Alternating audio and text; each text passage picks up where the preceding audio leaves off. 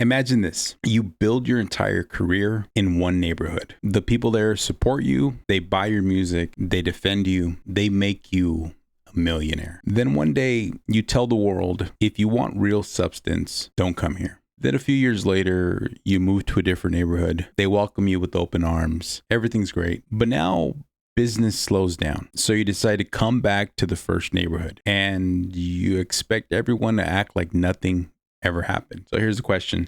Would you welcome them back, or would you remember exactly how they left?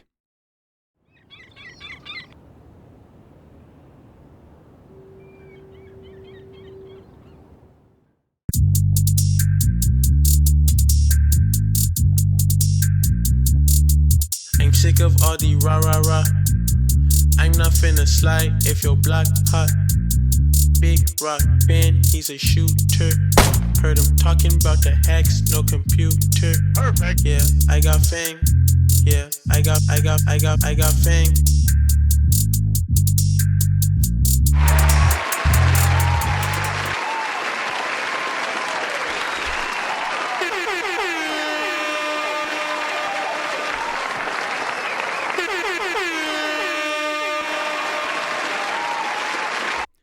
What it do, Fame family? What it do? It's your boy, iGotFame, and we are back again with another one. This one today is very interesting, and I'm sure by that cold open, you got a gist of the question that I asked, but let me kind of reframe that question. And how can I put it in a way that people will understand? I don't know if that neighborhood analogy made sense. So yeah, let's do it this way. If somebody spends years building a business with you, then they make millions because of your support, then tells the world your business really isn't that meaningful, leaves for another company, gets treated like royalty, then decides to come back. Now, do you hand them the keys to come back? Or do you ask, what changed? Why? Because that's exactly where Post Malone finds himself. Everybody's excited about rumors of him returning to hip hop. And when I mean everybody, I really do think it's just the pop fans. But they're forgetting something. Hip hop has one of the longest memories in music, and some receipts never expire. So look, I'm not going to lie and rewrite history and say that Post Malone didn't arrive as a country artist. So I'm being pretty generous. He also didn't arrive as a pop singer. Well, he exploded because of White Iverson. That record wasn't just a hit, it became a part of hip hop culture. Then came Congratulations, Rockstar, Psycho, Better Now, Beer Bongs and Bentleys, Hollywood's Bleeding. And so he wasn't standing next to hip hop. He was standing right inside of it. Hip hop made Post Malone into one of the biggest artists on earth. I think it's easy to say that he's globally recognized because of hip hop. So neither me or anybody can honestly deny that. Now, then 2017 happened. During an interview with Nuance, Post said, if you want to think about life, if you want lyrics, if you want to cry, don't listen to hip hop. What? Bro, what are you talking about, man? Bob Dylan, I think he said. Now, that quote hit the internet like somebody throwing gasoline.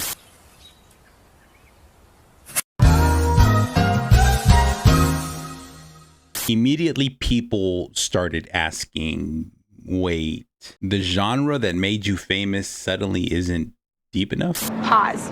That's why the words culture vulture started following him everywhere he went. Not because he was white, not because he experimented with different sounds, but because many fans believed that he benefited from hip hop before publicly diminishing it. Now, to be fair, and I don't really want to be fair, but to be fair, Post Malone didn't disappear after that interview. He addressed it. He explained the interview happened while he was drinking. He said he wasn't attacking hip hop, or not all hip hop. He said he was talking about repetitive mainstream radio records, which that's kind of his bag. Post, I don't like it. Now you know what's happening. I don't like it. Now you get it. But anyways, he even said there is incredible, meaningful hip hop and that he loved making hip hop music. That context is important. It deserves to be acknowledged.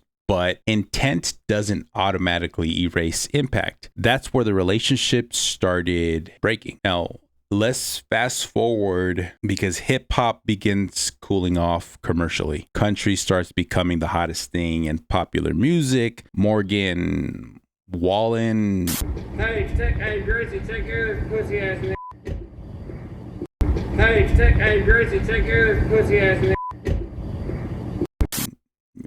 Or Ilya Gross is dominating charts. Stagecoach is becoming bigger every year. Post Malone releases F1 Trillion. Country embraces him. Blah, blah, blah.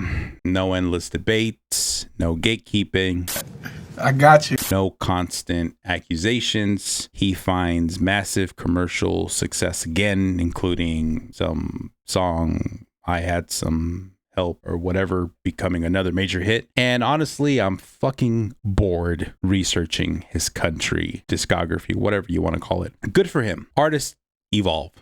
Nobody should be trapped inside one genre forever. But here's where people started raising their eyebrows. When Post later described country music as a majestic wonderland of acceptance, while continuing to reflect on how difficult the hip hop backlash had been, some listeners felt he was contrasting two worlds without fully owning why the criticism happened in the first place. Although it's interesting that he calls it a majestic wonderland of acceptance, and yet Beyonce, I'll save that thought for another time. But this is where I think people are missing the bigger picture. Hip hop isn't rejecting Post Malone, or at least wasn't. At least not because he made country music. Hip hop has always embraced artists experimenting. Look at Kid Cudi. I mean, Cudi's one of my favorite of experimental hip hop artists. And look at Andre 3000. We wouldn't have mainstream experimental hip hop without Andre 3000. And look at Tyler. I mean, he's one of the most experimental artists right now. Also, we can't forget Childish Gambino. So experimentation has never been the issue. Perception is. The perception is hip hop was the launch pad. Country became the destination. And now that another hip hop chapter is opening, people naturally wonder, why now? So that's not me saying that's his motivation. That's me saying it's the question many fans are likely to ask. But I'm definitely asking that. And a lot of you are as well. So trust works differently than streaming numbers. You can rebuild your chart position overnight. You can't rebuild credibility overnight, especially in a beautiful place like hip hop. This culture forgives, but it rarely forgets, because hip hop isn't just music. I've said it 100 times. This place's identity, it's history, and more than anything, it's respect. When fans believe someone benefited from the culture while publicly minimizing it, they're going to be skeptical when that person wants to come crawling back. Whether that skepticism is fair or unfair is another conversation, but pretending it doesn't exist would ignore nearly a decade of history. So I actually think this goes beyond Post Malone. We've entered an era where genres have become airports. Artists land, collect fans, collect playlists, collect Grammys,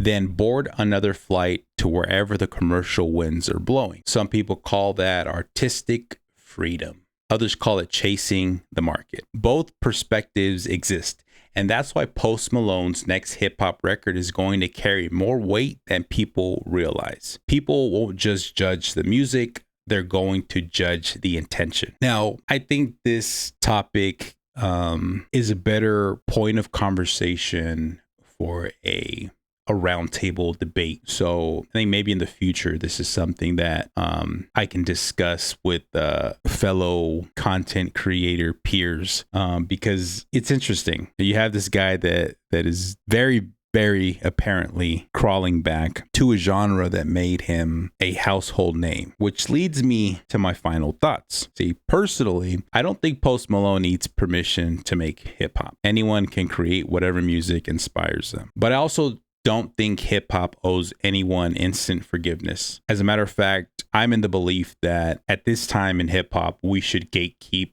as much and as frequently as possible because there is a lot of things lacking. Respect, trust, these things are earned over time. If Post comes back with great music, it's just going to be pop music like always. And he may show genuine appreciation for the culture. So I guess we could only let the work speak for itself. And you can see how in my voice I just sound very skeptical. I'm trying to be nice.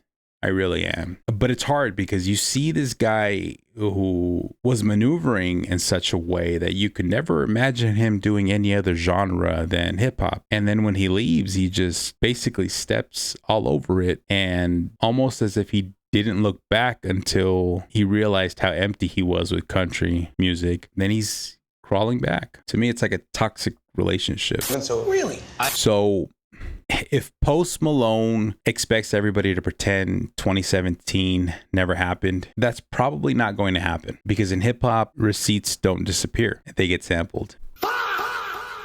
But these are my thoughts, Fame family. Let me know yours in the comments below. Does Post Malone deserve a fresh start in hip hop, or has that chapter already closed? Don't forget to like, follow, and subscribe. And until next time, peace and love.